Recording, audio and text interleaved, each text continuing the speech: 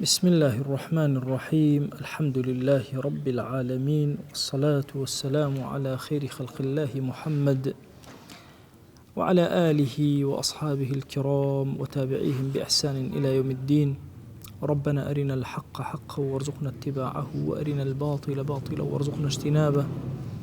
ربنا آتنا في الدنيا حسنة وفي الآخرة حسنة وقنا عذاب النار. برزانم لخزمتي كتابي التهذيب والأخلاق يا مداواة النفوس، الأخلاق والسير كزاني بايبرز ابن حزم نوسيتي جيان بسر أبن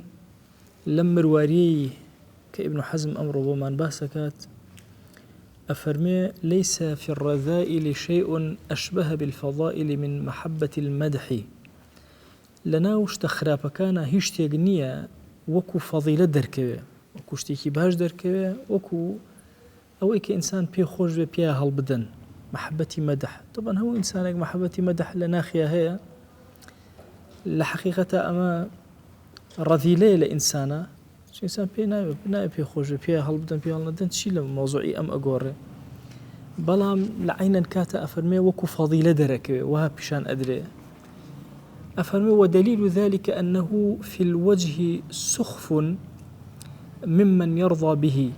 أفرمي وكسير راضي بما يكمل دحكري وأمانة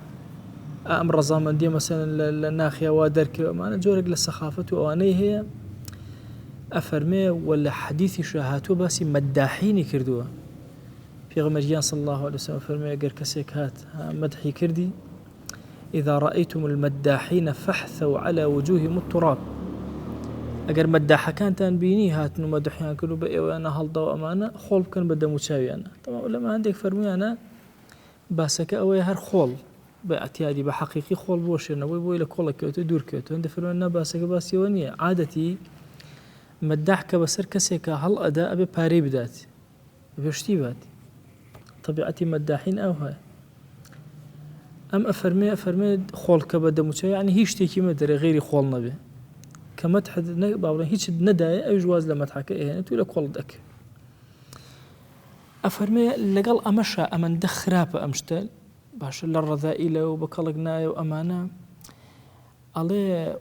إلا أنه قد ينتفع به في الإقصاء عن الشر. جاري وهي إسفادة أبي مدح كردن وها أكال كسك شري كم تربية كم تر باش الشركي كم كاتو. والتزيد من الخير دسكا بخير كردن شكا كمدحي أكي بي خوشة. وفي أن يرغب في ذلك الخلق الممدوح وتشجيع ممدوحك أكي أبم قسانيك أكي أم أخلاقانا وتياباتي أشياء النبي مدحي أكي والله مجورك هاندرة وأكسانيك بابلن شكا طبعي إنسان حزيبة مدحة وكسانيك الشر ينزوره أجر مدح بكرين زور باش.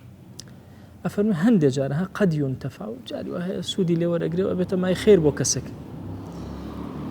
أفرمي ولقد صح عندي للا من تثبيته ابن حزم. أفرمي هندق للسائسين السائس تنهم بس لا ونيك أو كسيك السياسي به خوي سائز لأصلا بمسالي أو كسيك بابلن ولاخي هي والله كان باكو تميزك أو رجانك أو ترتيبيانك أو باشا خواردن أنا أداتي أو أنا أداتي بيوت السائس. وشي سياسة لحديثك في غمرة صلى الله عليه وسلم هاتوك أبو مروف بكارية باسي بنو إسرائيل أكا أفرمي كان يسوسهم الأنبياء كي أي بردن بري وكاركانيان أنبياء في غمبران عليهم الصلاة والسلام. بويل وشي سياسة ناشرين كراوة يعني يستوك باسي سياستك كومال دروزني ناشريني غداري أمانينا بيشاود إسرائيل يتبيشاود باشا هيج قيمتك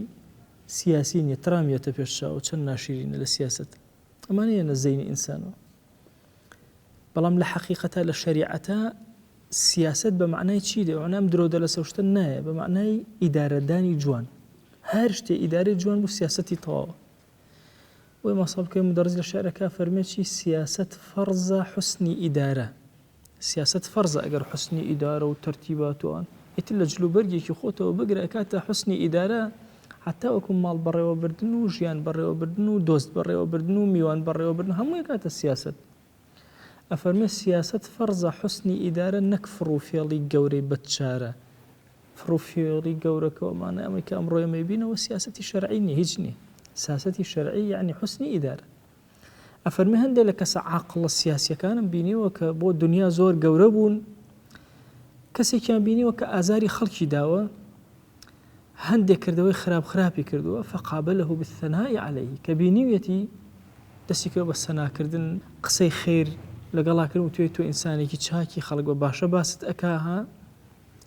وبأنه قد سمع شكره مستفيضا وتويتي من سباسي توم لا خلق بسوته وكتو چەند چاکەکاری و ئاوا ووصفه بالجميل وصف داری کرد بصفاتی جوان والرفق وتو پیاوێکی نەرمی ئەو بڵاو منتشرة لبين خلقه، فكان ذلك سببا إلى إقصار ذلك الفاسق عن كثير من شره. أو إلى كذا أو كس فاسقة باش واز الشركاني بينه وخليك شاكري بكابو مدح لقل أو رذيلة وخرابة هند جربة تشاك أفتا باش. الشيخ محمد برزنجي ورحمة بي أخوان جارك لخزمتي يا أبوم أيو من خزم مهن زور لا رو خرابا أيو كأن بينهم ألم تخوا دعاء خير بوبكن إن شاء الله وبياي تشاكن أيو يك شر النابي دو بخوينا أسنوا الله الشيخ محمد وتيبا من دعاء بوبك أم جور أسلوبك هند جار كسي زور عقل بكاري أنا بو راقرتني كسيك وخراب نهيشني كسيك أو زور قرنج شو إنسانك خراب بهم وخلق يبي بلان خراب ترأبي ممكن هندك كسبي بلان باش ما وصل سعيد نورسي جارك لسجن أبي كبراك إهنا سجن اشتيق الله اشتكي غلطة هم خلقي سجنك اللي قال يا ألين كاك أمشت غلطة وبتاقيتنا لنا خير قوي من راس كما وصل نورسي الله الله قصكي طوا الله شرك كوتاي في هذا ومش كان يساعدين توزع هي وربونا وهادي بونا الله دوای کابرا خوشی سری سرما الله ارزی ما وصای کرد وتی تو بۆچی ئەوە دیفاع لە من کرد لەناو ئەهەموو خەڵکەوە نا تۆ پیاوێکی خێرت زۆر تایە لەبەرەوە دیفاعم لێ کرد الله دوای کابراکە وەکو موریدی لێ هات وەرچاکەیە کرد باشە ئەوە جۆرێکە فەنێکە هەموو کاتێکیش نا چونکە بێ کەسی زۆر عاقڵ ئەوە بەکاربێنێ تۆ لە خۆتەوە بەکاریبێن لەوەچی ئەوە نەتر خراپتریکە ئەگەر زانی ئەم کەسە لەو جۆرانەیە ئەگەر مەدحێکی بکە بیگێڕێتەوە مەدحیەک بۆیە لە سەداقەتانە لەوەچی ڕەفیقێکتان هەبێ باشە پێویست بەوە کە مەسەلەن تۆ هەندێ وەصف و سەنای بکەی با خراپەکاریش بێت لەعەلە بە وەصف و سەنای ئەگەڕێتەوە پەشیمان ئەبێتەوە. ئەفەرمێ هەندێ لە نەسیحات لەگەڵ نەمیمەیە نەمیمە قسەهێنان و قسەبردن و باسکردنی خەڵک و ئەمانە على لبنايك إشكال دروسك أبوتو نازاني نميمة يا نصيحة بونمونا لأن من سمع إنسانا يذم آخر ظالما له أجر توجد ليه كسيك زمي كسيك تري أكرد ظلمي لي أكرد قصي برانبر أكرد يعني يكيده ظالما له يا فيلا كدا أنا أبو أوي تبخى أوي لك سابتك بي خلطين أوي لجن خوازك بي خلط بشيوازي لشيوازة كان فكتم ذلك عن المقول فيه والمكيد كان الكاتم لذلك ظالما مذموما أجر هاتو تو أمشتت شاردوا كابرا سيركي زمي كسيك كابرا سيركي فيل داني بو كسي كتابك شالله كندو بو خلق تيك أجر تو بيدنجل لما بكي كاتم بلسي أو ظلمت كدو زوزو مذمومة أبي زور هوشيار بي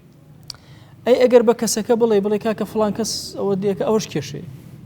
أجر بيدنجا بهر كشي قصش أكي هر كشي أفرمي ثم إن أعلمه بذلك على وجهه كان ربما قد ولد على الذام والكايد ما لم يبلغه استحقاقه بعد من الأذى لو أتي أجر أما بكسك بلاي إن جاء أم ظلم لو أكا أو زيادة الروي لحقي أو أكا بلاي فلان كز أو مثلا كيدا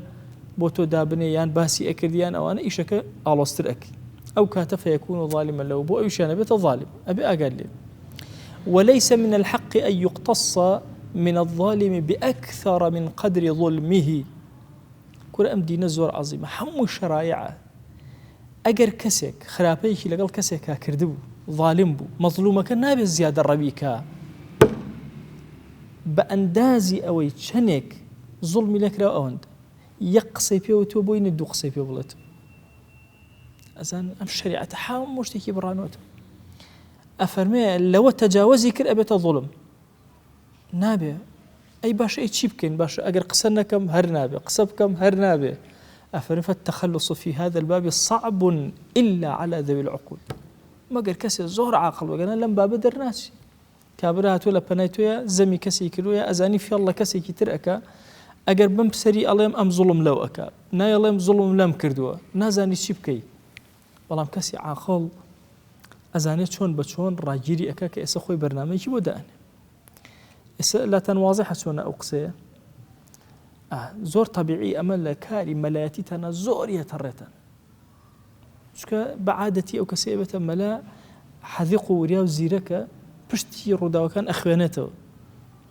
ئەم یە قسەی بۆ ئەکا یە قسەی بۆ ئەکا ئەزانێ ئەوە زوڵم لەو ئەکا ئەزانێ ئەوە فێڵ بۆ ئەو دانێزە حاڵیە بێ لە وەزعەکان ئەگەر لە سەرەتای مەلایەتیش حاڵی نەبێ دوای وردەتە حاڵیە بێ ئەوە دەخەڵێک ئەچێتە لای و قسەی لەگەڵاکان تێئەگا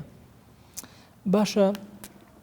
أفرمي أي شبكة أفرمي والرأي للعاقل في مثل هذا أن يحفظ المقول فيه من القائل فقط دون أن يبلغه ما قال أفرمي أويك حزر بدا بوك سيكا أو قصي لسركرا واشتكي بالتفصيل بو بازنك فلان كز واي بيودي فلان كز فيالي لكردي كاكا خريكي شي معاملة كتهي كورا أقل لمعاملة سيارة وشتوابي بخوا فيالي كيواها يبي أقاو ليبي على بازار عم فيالا بها أبوه أو فيالي كقرار لي بكري بي الله بس بنك ناوي أوه أفرمي كسي عاقل أو أخوي قتارك هم بيامكي جاندوا همش كشي دروس نكردوا أفرمي اللي ألا يقع في الاسترسال زائد فيهلك عشا أجر بيتو أمنك مثلا أم قصي بجينا لو تي هند جار خوي توشي هلا كتب لو بينا إن جا مثلا أو أشيت السر أو يتوسر أم صد مشكلة ودروس بوي بعقل أنا خوي نجاة ده الله أقل لي بظلمك واه كيدو في الله واه بشوازك لو شوازنا خد ببارزة بجورك لجورا كان في الله تي أجينا ببيع ميناي برامبرك بلت أفرمي أجر لكيدو في الله أو أنا بو أفرمي واجب لسريك أبي أقدر بكابو شوازيك يكاد منه بألطف ما يقدر في الكتمان على الكايد باسي وكسنك ككايد في الله كأكا شنك فكرة بنرمترين شواز أمشتبو أو باسكا كتمان شيكا مجال نداك أو يتر بزانك أو قصيلة سكويا أو في الله ليك بلام لفي الله كرايقري يحفظ لي يحذري حول أداء بي باريزي حذري بداتي وأبلغ ما يقدر في تحفيظ المكيد شي بي بكري بو باراسني مكيدك أو كسي كفيالي لي أكري إشي كباشا ولا يزد على هذا شيئا نابه هيش تيقل سلام زياترك واضحة لا تنشكو أقر زياتري كيف تظلم استبابي الظلم أبي أقايلين يا باشا وتو إسا باس بو كردين بلان باشا نميمة شيء نميمة كوابو أفرمين نميمة أو يكا كسيك باسي كسيك أكا بلام لم باس كردنا هيج زرري ببرامبركا ناقي يعني هر باسا وأروا أو النميمة أقل لنميمة تجاوزي بلا الظلم نميمة النية واضحة شونا أقل نميمة مثلا بوبا بابي أويك لسب برامبركا تجاوزي كردو أبيت الظلم أجر هيج تأثير لنا كرين كان نميمة يقصى هنا وقصى أبا هيج تأثير لبرامبرك هناك أبو يفرمي فأما النميمة فهي التبليغ عما سمع مما لا ضرر فيه على المبلغ إليه باشا وبالله التوفيق هيج زريكينية أو أجينا باشا أو نميمة كوابو أجر زركي جاند أو شيء ظالم كان لك نميمة تجاوزي كرد بابشينو سر باسي رفاقتك شنو سر باسي نصيحتك شكون هند جار الاشياء اوبن هند جار شكون بابا باسي هم نصيحته هم صداقته افرمي النصيحه مرتان امش جاي دو جار اكري ومشهوره امش جاي دو جار جاريه كم بيلك كوامك جاي دون وامك باشا جاري سهم شيء تنبيه وتذكير الله جاريه كم شيء فرض وديانه أجري أجا فرزك لسرشاني خود قصك أكي جاري دوم تنبيه كدي أجدا بيري خيتوا جاري سهم شيء توبيخ تقريع سركونيكي كورتو شونشتيواكي وسيجر كوره وليس وراء ذلك إلا الركل واللطام أفرمي دوي سيجارك أي تهالان دس فيك الركل بيلقية الركل لهين بيكي بكردي عليك بيلقى ماشا لطميش خوي لطم همو دزوشانك بيوتي لطم شيعة كان أين لأخوان في الله لطمية باشا لطم بزلة أوتري باشا طبعا أسبي الله شيء رشدية وانية كسكر رشيدك عرب طبعا كلمات يعني زور جوانا خوي لطم يعني لدان وانية أي رشد يعني كشي بزلة أو ينسي الله رشدية يعني على الرشدية ليه العربة يعني رشيدي كرت عقلي كرت واضح شلون إيسا جاء رحمة الله ابن حزم الله ويا كم ديانته وفاز لسر جوجيك دوام بيري أخيته وكاكا تنبيه أديته بيري أخيته سهم توبيخ السزنشتي أكي سركوني أكي شوارم الركل واللطم يتر أو أجتن لبه أو يا سكان حجج أبي هروابي أواني يا كم زال أجدا كان دواي دي إلى أخيرا فلاق طبعا هو يكجل کار زۆر خراپەکان لە بابەتی پەروەردە ئەوانە لە وڵاتی ئەمە ئەوەیە کە ئەو ڕەکل و لێطامە نەما ئەگەرنا جاران تەڵەبە هەر هەمووی جددی بوو جارێ ماوەسا پێوە دوان سیان چوارەم تێ هەڵا باشە حتا دایکمان عایشە رضی الله تعالى عنها کە دەرز بە مناڵ ئەڵێت باشە چەند جارێک مەسەلەن لەگەڵیانە ئەو ئەکال لە دوای ئەوە جا لێدان حتا ئەفەرمێ ئەوانەی کە هەتیو بوون دایکمان عایشە زیاتری لێ ئەدان يفعلون خلق خاطري زور قلتون بامن حق كان ليبكم الرجال كمل نوكم والقال لا هردرنت زور فقه هيك زور قوري داك من عائشة هي لا بشتي همو كلمة همو حركة كهيبوة زور شتيكي قوري هي ويسك باسية كم بسريع إلى عصرا للحياة كان يانا أو برنامج زور قوري إنسان حتى زياتر لخدمتي سيرته أمانته وتأتي أكسر جورانا كالجياني أنا أجي يك دنيا فقهي نودر يعني لجياني أوان أفرمي وربما أشد من ذلك من البغي والأذى أفرمي جاري وهي أجرتو حرزو زور نصيحة كيتو أمانة تجاوزك كذا يتصل نصيحة إسفادة لنا كبر وخرابة أروى اللهم إلا في معاني الديانة ما قال لبرخاتي ديانة لبرخاتي دينداري خوت بي آمشگاري زياتر بكي آمشگاري هر أون دي حدك كتاي بي نصح أون دي طاو فواجب على المرء ترداد النصح فيها بابتك قرباسي الدين بي چنجر بيتو بروي هر نصح كي وهر أجرة رضي المنصوح أم سخط أو سخط إن جاءوك سيكا آمشگاري كي بي خوش بي أبي خونا چنجر تكراري كيتوا هر فضيلة تأذى الناصح بذلك أم لم يتأذى توشي زحمتي بك أم قصة خيرانا كي توجنبي إيش قرقني ما دام مسألة الدين به بلام كبابت الدين كشو الدرء تنها يمسي جار نصيحته وشوار منج الركل هو اللطم لكردواري خوش من النالين نالا كتقل بهشت وهاتو يا العربي على آخر الدواء الكي دواء كين دردك أخير جر أي سوتين آخر الدواء الكيو ماشا تشاو تشن نازار لا إنسان لحد خوي تجاوزك دريت هم أنا ما نايشيا ما ناي أما قصي ابن حزم أجاني هم مشتكى سنوري شيء لسوك تجاوزك الطاوتر باي أو نهمنتي باش كمال يا سامان بو أمشجاري بو ده أن زور مهمة إنسان حتى بي بكري بنهني أمشجاري كان يبقى أشكر بيك طبعا هو عادتي كبول لأنه وتكانش مرة 2000 كانش حتى أسشر لو دوامي هبه جنج مثلا أشون بكسي كانوا كاكا ونص حكم هي بابوكم نصح كاكا نصح هي هوني خلق نصحكي واضحة نصح للسر هاي يك من قاعدة نصح حتى بكري للسر أفرمي إذا نصحت فانصح سرا باشا هند جار بالسر أيكي إسفاديني أو جهرا باشا هند جار بجهر أيكي بلام حتى كرا سرا لا جهر تو حربا نهيني شيء أمش قاري خلقك وبتعريض لا تصريح كنا نصح معنا يا وني توسر كوني كابراكي أوانا كسي عقل بكلمة كتير موضوعي كي وباسك شتيكي وباسك نزيق لو بابته خوي بخوي تيئك حتى وكو بكري بالتعريض بإشارات قصيرة قال أكي نقبة تصريح وهم مشتكان بلي إلا لمن لا يفهم مگر كسي بعقل بتينجا إن جاتوا بأشكر أو بصريحة قصي وبكيتو بيبليتو أمان. فلا بد من التصريح له أو كاتا بالتصريح قصي وبكي. ما عادت لهند عادت من هي لكردا زور ناشين باشا أو بيموتي ها باشا أزان أو هنا تشن ناشرين لقل كسي كتير برا بكاري إني باشا أبي براسي تعريض نك تصريح سر نك جهر حتى بكري تو بالسر قسك نك رأنجا حتى بكري بالتعريض إشارات أجل نك رأنجا بالتصريح بانجي أكيد إما تينا جاري وهي مجبوري بصراحة في بلي إنجا قد مشجاري هيك كسيجنا كان بيتان وبيكسر بجوتانك أبي بجوتانك هو زور غلط مشجاري هيك كسيجنا كي بمرجي أويك أبي بجومك إنجا مشجاري أكم لا مرجنية عليه فإن تعديت هذه الوجوه فأنت ظالم لا ناصح أخص زور قولي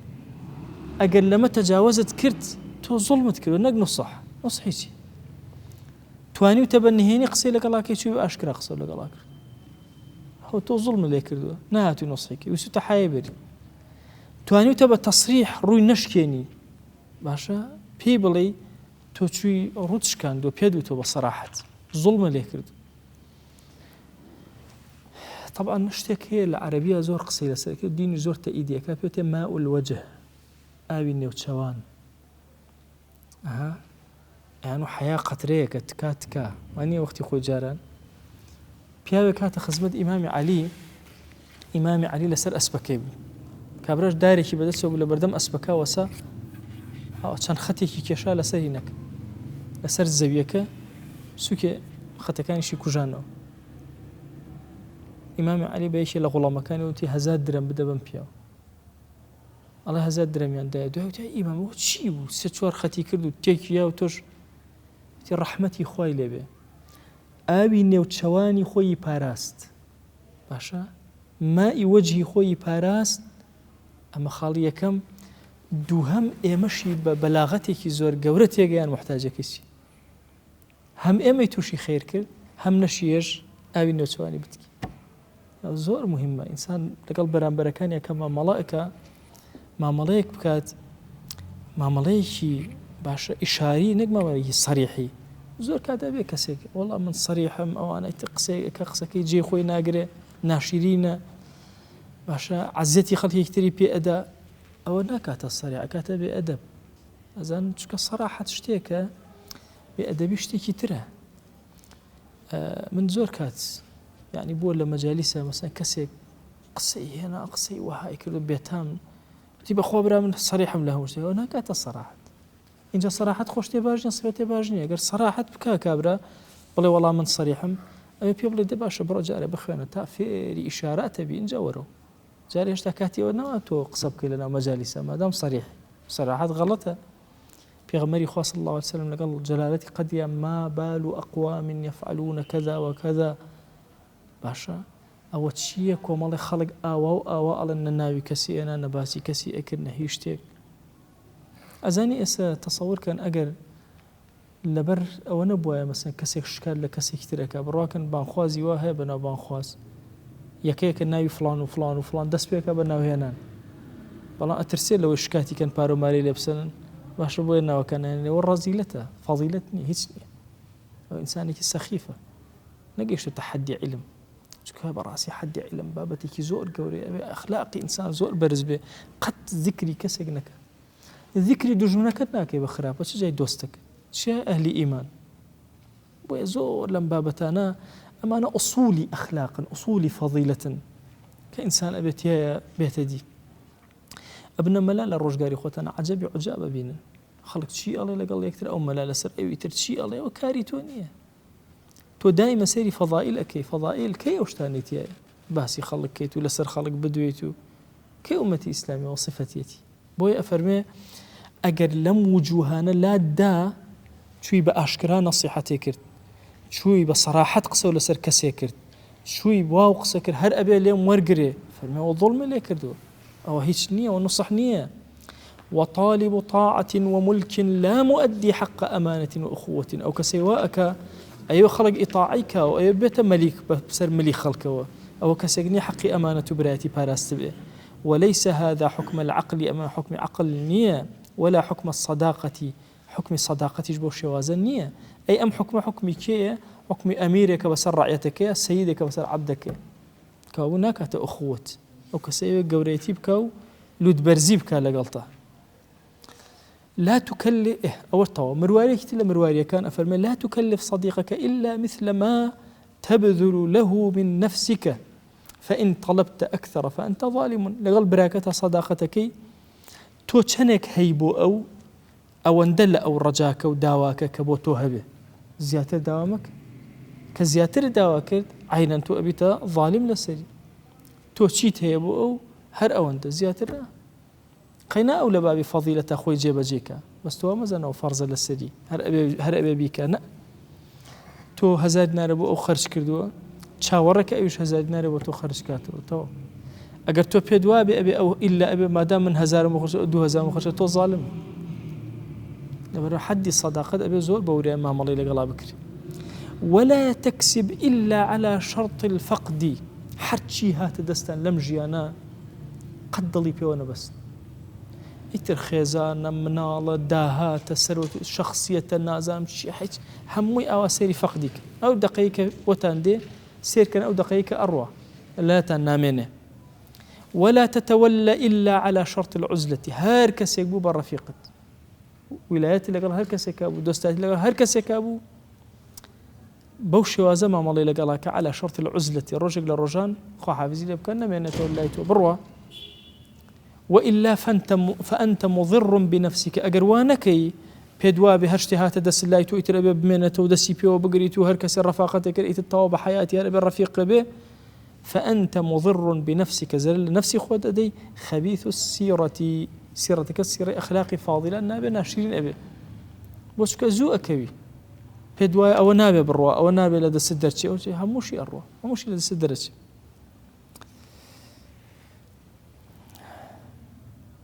مرواريك تلا مرواري كان بومان باسكا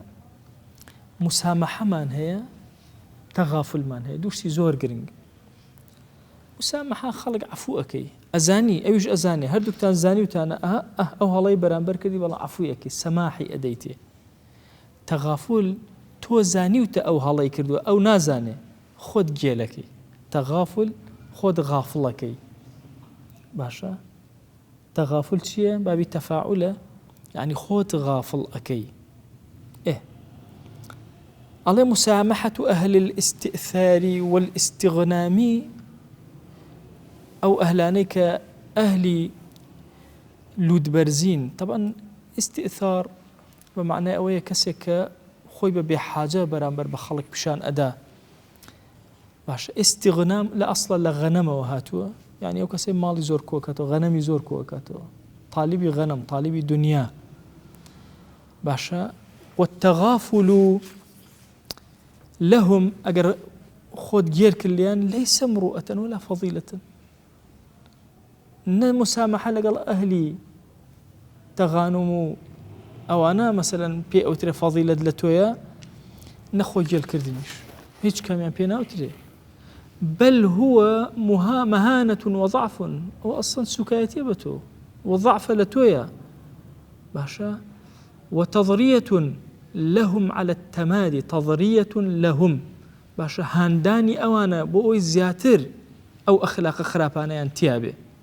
وتغبيط لهم به باشا و بهوي أو هان لأكي كسور بن لسركاركي خويان ودسي لهال نقرن وعون على ذلك الفعل السوء. بل كتو أجر تشاو بوشيان ليبكي زيادة ربيئك بوي أو كسانيك بدركن بهستن بشعور كاتي هلايش ينكر أبي الريانكر أجرات نقرد بيواي أو هلاي تواو أو تواو بوي أبي أقال ليه اللي معمليات شون معملا أكيد قال لي أنا تصورك كسي أجر أهل بي حتى تو الريزي اللي بقري أو زياتر أتويته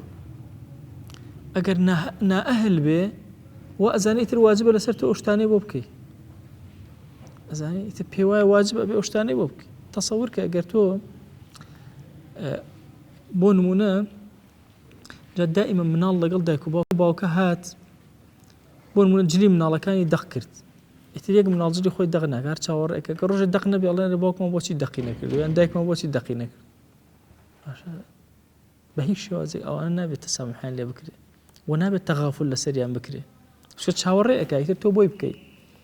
ئەگەر بۆشت کرد یارمەتی زوڵمت داوە واد لێ کردووە کە بە ئەخلاقێکی ناپەسەندا بڕۆ ئەی ئەفەرمێ مسامحە لەگەڵ چیا بکەین كي مروءته كي قورية لإنسان أو كسايتية لقل أهل إنصافه المبادئة إلى إنصاف والإيثار أهل إيثار أهل إنصاف فهؤلاء فرض على أهل الفضل أن يعاملوهم بمثل ذلك أو أنا ما دام خويا أهل أم فضيلة توش أهمهم الله يعني لقلاك بإسهار ولا قال أنا كي هلايشي كرتشاو بوشي كي مسامحة كي لقال أنا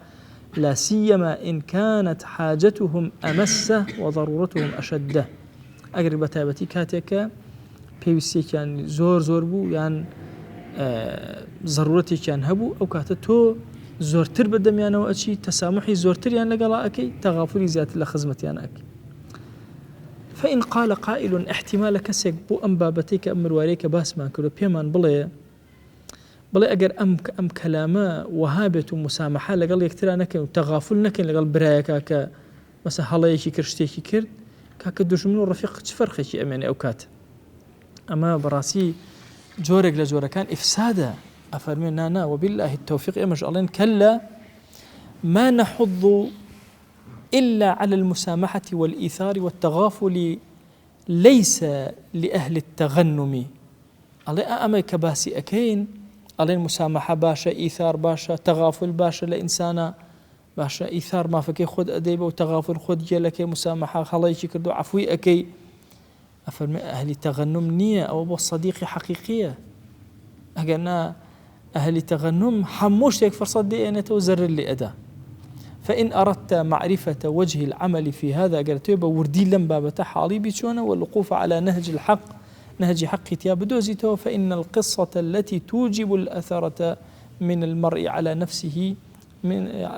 صديقه ينبغي لكل واحد من الصديقين أن يتأمل ذلك الأمر فرمت شون بون من بابتي إيثار بين بيشون هر بابتك الرؤى أمدو برايا لنواني أنا اشتيق رويداو هر دوشيان صديقي صادقي الرازقون لقال يكترات شون أما مامل لقال يكترا أكن الله سير أكن حاجيك هي كاميان زياتر بيوستيتي كاميان زورت ضرورتي صداقته ومروءة داوي أو أكاكا بدري بوكسي باشا ويوجب عليه واجب أكال سري أن يوثر على نفسه في ذلك إثار كاتو ببخش مادا أو زياتر بيوستيتي فإن لم يفعل فهو متغنم أجن بخشي لو كاتيك أو زوزل لما محتاج تلو أما دوبران بيكوتشي هو أهل تغنمة مستكثرة كو أكاتو لا ينبغي أن يسامح البتة النبي اللي يخرج بلو خالا مش كأبته بلا بسريوه إذ ليس صديقا ولا أخا أو النبراية نصديق رفيق حش كم يعني ما دام بران بركي زور تربية وسيتي وأم بينا بخش أي أجر هردو كان حاجان وكو يقبو واتفقت ضرورته ما ضرورة الشيء وكو يقبو فحق الصداقة ها هنا حق الصداقة اللي لا دركه أن يسارع كل واحد منهما إلى الأثارة على نفسه هر يكيان إثار كابشكي خوي بدا بيتر أو يجبيده فإن فعل ذلك فهما الصديق أجر أما كرا ودوبراي باش يكتر رفيقي تشاك باشا هردو كان بقدرك بيوسيان بشتكيه أمشت أم لبردساتي أم أوي خوي أدابو هردو كان بقدرك بيوسيان بيتي أو صداقي كراستقيني أو زور باش أمش لبرامبرو أيدا توبو واتا آلو غور أم تنازلك أيش تنازلك أما لو كربو خود أيجل بخوابو خود ها كردواري خو ما نجاري وهي أنا باربن مطعمك اشتكى أو الله قسم بخوامنا دجال قسم بخوامنا دوانية أو هردوك شان بيسام من باري هي الحقيقة بس داين شان خوي جيلك ومانو باشا أي تريان بارك با أو ناكاتوا وانية نكاتوا كإثارك جبجي نكرت إيه وإن بدر أحدهما إلى ذلك ولم يبادر الآخر إليه يشي كان بلد شو أو يشجع أو يترنسو جوين دايت فإن كانت عادته هذه فليس صديقا. أجر أما هرب عادة أو هاو همو جاري أو يكر أو برادر نية هيش نية. ولا ينبغي أن يعامل معاملة الصداقة نابي وكو صداقتي معاملة صداقتي لقلا بكري. وإن كان قد يبادر هو أيضا إلى مثل ذلك في قصة أخرى فهما صديقان. بلام لشتيكي ترى سيرك أو قربوي أمشتأكاته قينا كار صديق ماشا. ليرة أمر زور إنكاري نكرت رجي كتير إنكاري كرت شو جاري وهي قصة كنازن بضعف اشتيايا كإمام أبو بكر وتيوتي إمام علي السلام لناك مبادرة بالسلام شن قوري فنبوشي أي علي والله أما فضلك أبو أبي قوريك أبو أبي شو كسية كم جاء السلام كان فضيلتي زيادة قوري زيادة كابو أمدو كسك بيكون أبي بزانن شون ما ملا لقل يكتراء كان وإنسان بو هەڵسەنگاندنی ڕەفیقەکەی پێویستی بەم دەرسانە هەموو هەیە. بزانە چۆن پێویستی بە خۆی گێلکردن هەیە، پێویستی بە موسامەحە هەیە، بزانە بەرامبەرەکەت چەند سەماحەتی هەیە. لەوچە تۆ هەموو جارە بەرامبەرەکەت لێخۆش بوونی بۆ دەرکەی ئەو یەک جاری بۆ تۆی دەرنەک گرنگی بە شتەکە نەدا. ئەوە سەدیقی تەواو نییە، ئەو خەلەل هەیە لە سەداقەتەکە. بۆیە ئەبێ هوشیارانە مامەڵەکەین لەگەڵ ئەو ڕەفیقەی کە هەڵی ئەبژێرین کە ئەکێنە هاوڵ و ڕەفیق و سەدیقی خۆمان. ئەفەرمێ مرواريكي ترى أفرمي من أردت قضاء حاجته بعد أن سألك إياها أو أردت ابتداءه بفضائلها فلا تعمل له إلا ما يريد هو لا ما تريد أنت وإلا فأمسك. أفرمي أو كسيك أتوي إشكاني بو جيبجيكي قضاء حاجتي بوبكي دواي أوي كداوي لي كردوي يان خۆت وتوتە کاکە باشتەکە و فڵانشتە بۆ جێبەجێ بکەم کە ئەڵێ بۆ جێبەجێکەم بزانە خۆی چۆنی ئەوێ ئاوا بۆی جێبەجێکە نەک بە دڵی خۆت بۆی جێبەجێکی خۆی چۆنی ئەوێ ئاوا بۆی جێبەجێک. تەبەن ئەم حاڵە زۆرە تەسەورەکە ئێستا جاروێ خزمێک فەقیرە خزمەکان کۆ ئەبنەوە مەسەلەن کورە خۆی ئەزانێت چی بۆ ئەو باشە یان ئەو چی بەدڵە چۆنی بەدڵە کاکە با سەلاجەیەکی بۆ بکڕین خوي بعقله باش نالا بس لاجيك وبكرين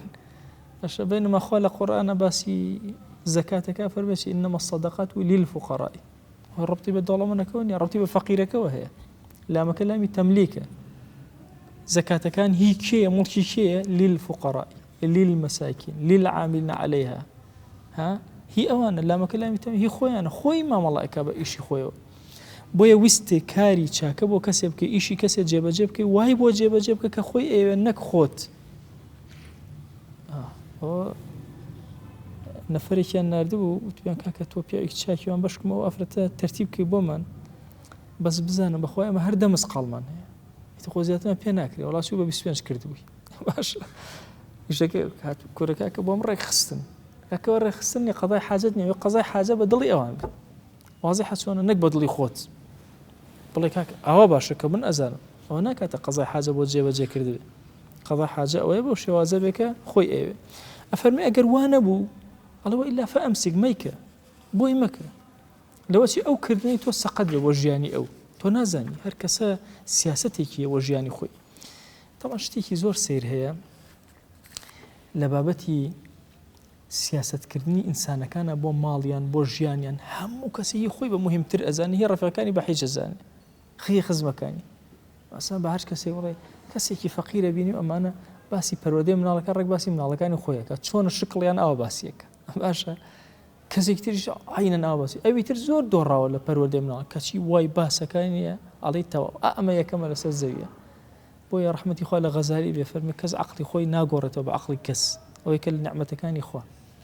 ئەزان ئینسان عەقڵی خۆی ناگۆڕێتەوە بە کەس و کەسیش عەقڵی خۆی بە کەم نازانێ بەڵکو هەمووی بە تۆکمەی ئەزانێ بە چاکی ئەزانێ. بۆیە لێگەڕێ بە ڕەفیقەکەت بە بیری خۆی ژیانکە نەک بە بیری تۆ. هەر کاتێ ویستت ڕەفیقەکەت بە بیری تۆ ژیانکە زوڵمی لێک ئەو ناکاتە ڕەفاقەت و سەداقەت یان ڕەفیقەکەت بیەوێت تۆ وەکو ئەو ژیانکەی نا. ئێمە هەر یەکەمان خوا جەل بۆ کارێکی خەڵق کردوون بۆ شتێکی خەڵق هەندێ ئەرکی داوە بەسەرمانە هەر یەکەمان بە شێوازێ بە جۆرێ هەر یەکەمان بەرەو ئاڕاستەیەک ئەڕۆین. ئەفەرمێ ئەگەر پێت نەکرا وەکو ئەوەی کە ئەوێ بۆی بکەی بوەستە مەیکە فإن تعديت هذا كنت مسيئا لا محسنا. قد تجاوز كردو حر كرتو تحر أبي بيشي كي هر وكو من يجبي باش أيش شاري ناس هر اتشيبك خوي بينا كري تو بوي أكي وشيوازة أو كاتا إساءة أو كردوا إحسان لقلا نكردوا ومستحقا للوم منه ومن غيره للشكر. أفرمي هم أو شاني أو لومتك أو خلقش لومتك لسينك سباسكا ومقتضيا للعداوة للصداقة بلكو وبتا سرتاي عداوة لبين الإنسان كان أنك صداقة جاري وهي اشتيك وكسيك أكي أبتا ما يشي أبتا ما عداوة شكو بفكري خود أيكي تأكو بيشي يدي بسريك هر کس خوی بو خوی جیانک آزاد لوی چون بیر اکات و چون جیانک چون هلسو کوتک همو انا کامل مرواری زور گورن رحمتی خواله ابن حزم به که سرگ وزیرانی کی گور و پیاوی کی زور عقل عالمی کی زور گوره بیانی اکابو من و ما روشن اکاتو بشان من ادا كتشون جيان بكين أخلاق وسير تشون للجيانا صداقة ورفاقة تشون للجيانا مداواتي نفس من أكا هندي همو من يك دنيا هلا ما لما نهي تشون شارع سري أكين كلمة أقرب بس رخوما لقى رفيقة كما تشونم أو إيشم غلطة أبي ترم أزاني لو أشي مثلا نصحي رفيقة كم كردبه بحساب يخوم إيش زور باشم كردوه بلام سيرة كم ظلم اللي كردوه نك إيش باشم كردوه بعكسه لبريو يتشاكا كم خرافم كردوه هم أمر واريانا كلماتي قوري أمبيا وقوران داوا أكين لذاتي باشي برودقار ناخو درو من وكو يكلي بكات ناخيكي جوان ودرويكي زور جوان من بي عطاكا خواه لد أبارين لد ألالين وليمان خوش بعفو من كا بزي كان يخد بسرمانا ببارين دلو درمان بركلا آرامي بركلا رحمت بركلا بزي بركلا كرم يا أكرم الأكرمين يا ربي خوايا شي خيري دنيا وآخرة بيمان عطاكا شي خرابي دنيا وآخرة الليمان إلاد يا رب العالمين ربنا آتنا في الدنيا حسنة وفي الآخرة حسنة وقنا عذاب النار آمين آمين والحمد لله رب العالمين وصلى الله على سيدنا محمد وعلى آله وصحبه وسلم تسليما كثيرا أبدا إلى يوم الدين خواهي قول لقناه من الشيء جبوري خواهي لما قبولك